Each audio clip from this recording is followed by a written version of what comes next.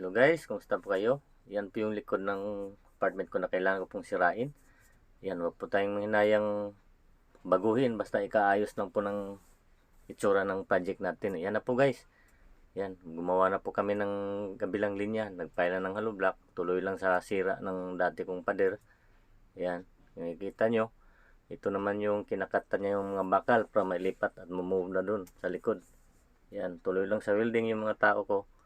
Ayan na po ang resulta. Yan, medyo malawak na, nakakaikot na. Nakagastos din po tayo dyan, pero sige lang. Basta sulit lang naman yung resulta. Ayan yung laki ng pinapagawa natin project. Yan yung gilid, daanan ng tao. Yan. Ayan, maraming salamat sa panunood sa inyo guys. At sana ay makapagbigay po sa inyo ng magandang idea. See you in to another videos.